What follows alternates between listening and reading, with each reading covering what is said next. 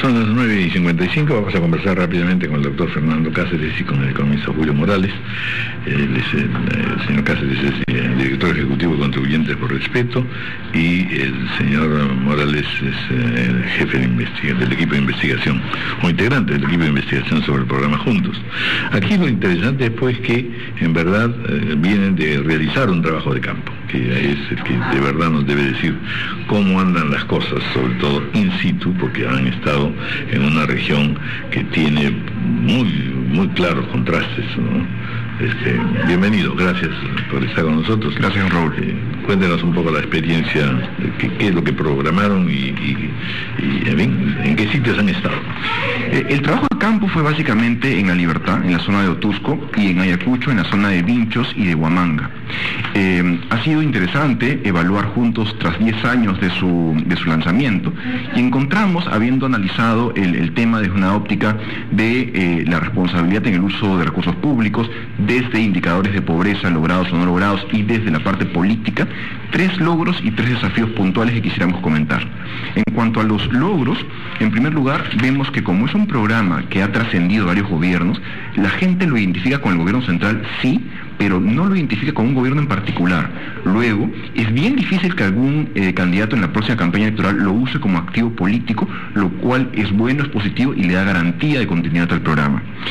Además, vemos que la afiliación, o sea, la entrada al programa a través del llamado SISFO, Sistema de Focalización de Hogares del MIDIS, vigente desde el 2010, permite que sea muy complicado, o sea, bastante riguroso el entrar. Hay filtros de las municipalidades, de salud, de RENIEC, lo cual funciona bastante bien, y además hay gestores del MIDIS que están destacados en las zonas que cada 3 meses evalúan si estás cumpliendo o no con tus corresponsabilidades, es decir, si vas a tus hijos a vacunarse, a los controles de salud.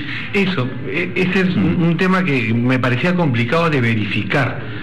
Para el mismo programa, ¿está funcionando? Por ejemplo, en el año 2010 había 55% de cumplimiento en cuanto a controles de salud para niños menores de 3 meses y se ha pasado a 71%.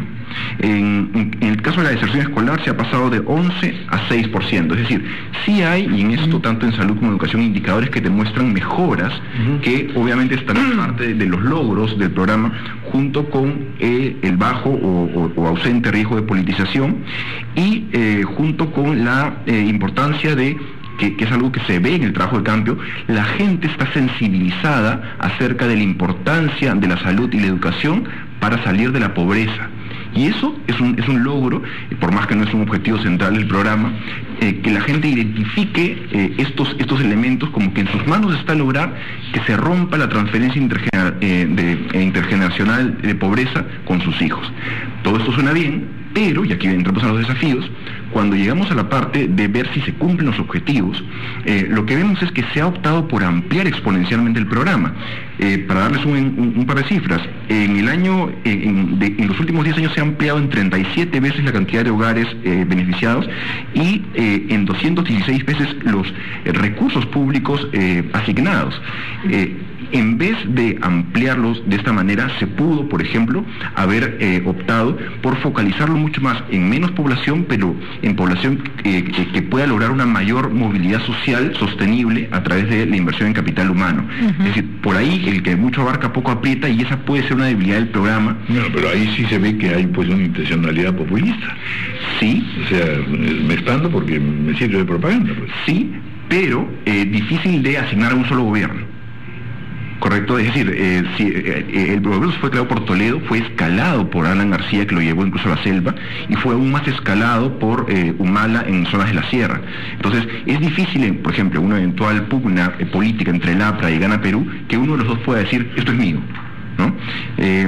Ahora, lo que vemos también es que en cuanto al valor de las transferencias, hay una merma. ¿Por qué? Porque se les transfiere dinero, pero la gente tiene que movilizarse, a veces de 3, 5 horas para recogerlo. Hay una merma de como 5% en el valor de las transferencias.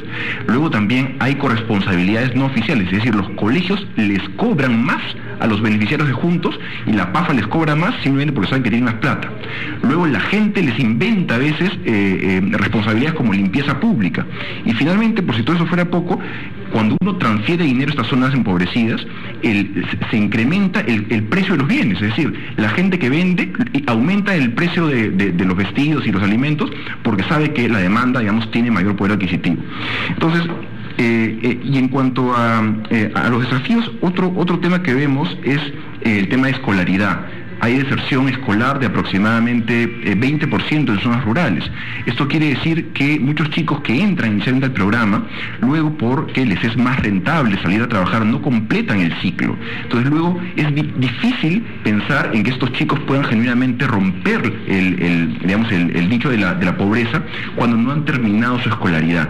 Y ahí hay recomendaciones que se pueden lograr, como por ejemplo hacer transferencias diferenciadas en base a edades, como se ha hecho en países como México. En fin, digamos, vemos logros, vemos desafíos, creemos que hay bajo riesgo de politización, pero sí creemos que se debe afinar el objetivo de si es que se va a ir hacia una genuina ruptura de la movilidad social para un grupo de personas, o si es más un tema de alivio a la pobreza, que vemos que actualmente se está caminando mucho más en ese segundo sentido. Muy bien. Lamentablemente el tiempo nos está ganando, por eso es que no podemos continuar, pero en buena cuenta, en realidad, ¿qué pesa más? ¿Lo positivo? Lo contrastante, si uno es de quienes comparte el objetivo de lograr movilidad social para la gente de menores recursos, y nosotros lo somos, es decir, si es uno de la gente que cree que el Estado tiene un rol en la gente que no tiene herramienta alguna para poder salir adelante, entonces sí vemos pasos interesantes a seguir, pero hay siempre el riesgo latente, y para eso está la sociedad civil alerta, de que esto no se politice y que más bien, por ejemplo, se engrane juntos con programas productivos. Por ejemplo, que el chico termine la escolaridad y se le engrane con beca 18, y que en algún momento efectivamente se diga, bueno, este chico se graduó, porque si no también el uso de recursos públicos lo que es muy preocupante lo que usted señalaba, en el sentido de que en verdad la población población que no está siendo beneficiada tiene reacciones muy especiales con este grupo, al final de cuentas, de alguna manera considerado privilegiado. Efectivamente, en la zona termina siendo considerado privilegiado, pero también es cierto que hay gente que entra y gente que sale del programa, y mucha gente a veces no entiende bien por qué los han sacado, pero los gestores han encontrado que no están cumpliendo con las corresponsabilidades en salud o en educación, ¿no? Hay ya algunos pilotos, por ejemplo, como Jaco Viña, que se llama Mi Chacra Productiva, donde se busca engranar, concatenar este alivio junto con un enfoque más productivo.